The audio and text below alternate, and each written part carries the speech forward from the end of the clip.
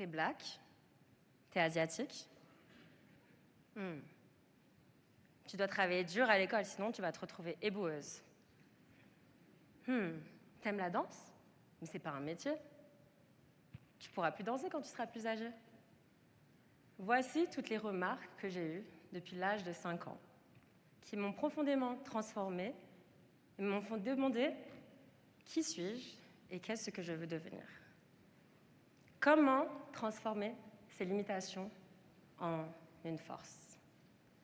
Depuis petite, les gens m'ont toujours vue comme pas à 100% française, pas à 100% asiatique et pas à 100% africaine. Et pourtant, mon père vient du Vietnam, ma mère vient des Comores, je suis née et j'ai grandi à Paris. Je ne parle pas toutes les langues, je parle que français, et mon profil est plutôt ambigu. Donc je me suis toujours demandé, qui suis-je réellement? Quelle est mon identité? En parallèle, la danse a une grande partie dans ma vie. Je me souviens, je me réveillais étant enfant, ma mère m'emmenait au salon. La première chose qu'elle faisait, elle appuyait sur la chaîne IFI, l'allumait, et me faisait danser sur des rythmes brésiliens, français, américains, européens. La danse est une source de créativité, de liberté, d'expression, de joie. Comment puis-je transformer cette source en mon quotidien? Ma mère me disait la danse est un hobby, tu dois te concentrer sur les études. Je suis une femme de couleur. Suis-je limitée dans mes capacités? Et dois-je abandonner la danse pour me consacrer dans des études plus traditionnelles et classiques?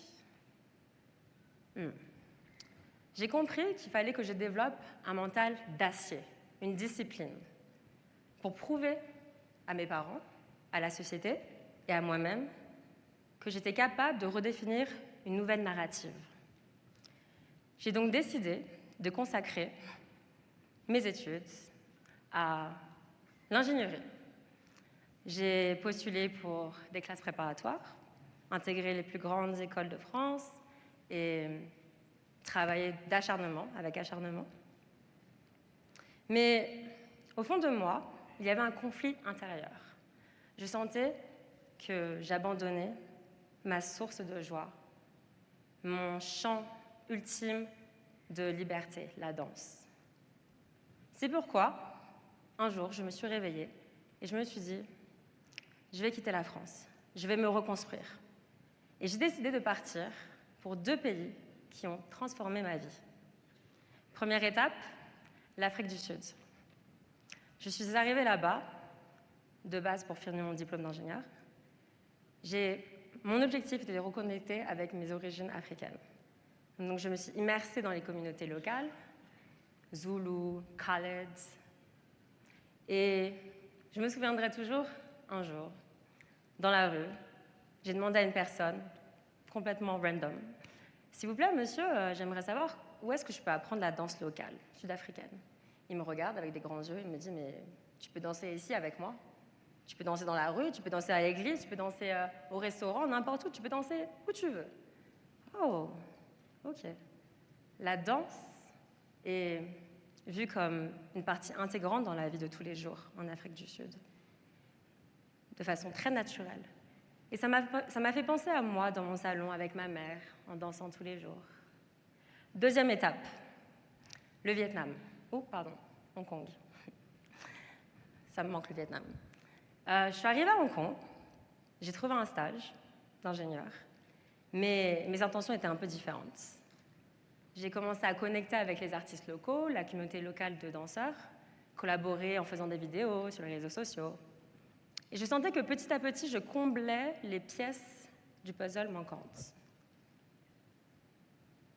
Un jour, 2021, une année charnière dans ma vie. Alors que j'étais à Hong Kong, en tant qu'ingénieur, je faisais des vidéos de temps en temps sur Internet. Certaines étaient virales, par chance. Je reçois un appel. Une actrice hongkongaise me donne un coup de fil et me dit « Anisha, j'ai vu tes vidéos sur Internet. Il y a en ce moment une compétition de danse télévisée sur TVB et je pense que tu dois y participer. » je raccroche, je me dis, mais comment ça se fait? Je suis française, ingénieure, je fais de la danse afro, et je ne parle même pas de cantonais. Qu'est-ce que je vais faire sur une telle émission télévisée? Et pourtant, une petite voix, au fond de moi, me dit « n'aie pas peur, tu n'as rien à perdre. Prends le challenge, vas-y, et tu verras ce que ça donnera. » Donc j'ai accepté. À travers toutes les épreuves, je passais round after round, et je suis arrivée en finale. Cette finale restera dans ma tête, aggravée dans mon cœur, pour jamais. Pourquoi? Au travers de cette performance finale, j'ai rassemblé des danseurs hongkongais, des drummers tambours africains, et on a dansé sur une chanson française. Donc sur scène, j'ai réuni 3 communautés, 3 cultures différentes, à travers l'art et la culture. Je me suis sentie accomplie, complète. C'est un moment charnière. Et depuis ce jour-là, j'ai compris que, effectivement, j'ai démontré qu'à travers l'art et la culture, on pouvait créer des ponts entre les différentes cultures et reconnecter les personnes entre elles, les peuples entre eux, créer une conversation au dépit des différences, des frontières et des langues. Donc, après cette émission télévisée, je décide, du jour au lendemain, de quitter mon poste d'ingénieur. Ma mère était paniquée. Je lui ai dit, « Maman, ne t'inquiète pas, tout va bien se passer. » Malheureusement, j'ai dû passer à travers des difficultés très importantes. J'ai remarqué que 60% des postes de chorégraphe, de directeur artistique, de directeur d'académie, de danse étaient occupés par des hommes. Et en plus de cela, j'avais des amis, artistes, femmes, qui avaient vu dans leur carrière un ralentissement, ou devaient faire une pause, dû à un accouchement, ou dû à des transformations de corps avec l'âge. Donc je me suis dit, comment construire et perpétuer une carrière artistique en tant que femme dans le temps, de façon durable, à long terme. Comment créer cette longévité? Du coup, je me suis dit, il va falloir que je change mon état d'esprit. Et je me suis entourée de mentors. J'ai créé une team. J'ai compris que être artiste, ça voulait aussi dire être entrepreneur. Car après tout, on crée notre art et on vend notre art. Après ça, je ne me suis pas arrêtée. Je me suis dit, il faut que je crée ma communauté. Je ne suis pas toute seule. J'ai repéré à Hong Kong plusieurs jeunes femmes qui n'avaient pas forcément de support et d'encadrement dans leur carrière artistique. Et je les ai rassemblées. J'ai créé un programme de mentorship pour les aider et les accompagner à travers leur carrière. Je ne me suis pas arrêtée là. J'ai réussi à rassembler plus de 200 000 personnes grâce aux réseaux sociaux qui suivent ma carrière et qui s'en inspirent pour leur propre carrière afin de briser les frontières et de créer une communauté plus importante. D'ailleurs, je pense qu'il est temps de vous inviter dans mon univers. Est-ce que vous êtes d'accord pour apprendre un pas de danse? Est-ce que vous êtes d'accord? C'est très facile, hein? Alors, c'est un pas de danse qui s'appelle Tobeta. Est-ce qu'il y a des Sud-Africains ici? Ah non? Bon. Tobeta, est-ce que vous pouvez répéter après moi? Tobeta. Donc, je veux. Alors, vous pouvez rester assis, il n'y a pas de souci. Ou si vous voulez vous lever, il n'y a pas de souci aussi. Je veux 2 doigts comme ça, mis en avant. Vous allez commencer à gauche, devant, à droite. Et vous répétez. À droite, devant, à gauche. Vous êtes prêts? Je vais créer un petit rythme, OK? 5, 6, 7, 8. Et get up. Plus vite. 5, 6, 7, 8.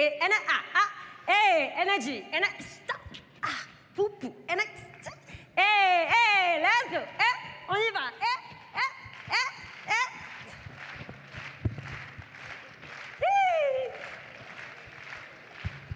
Ok, ça suffit.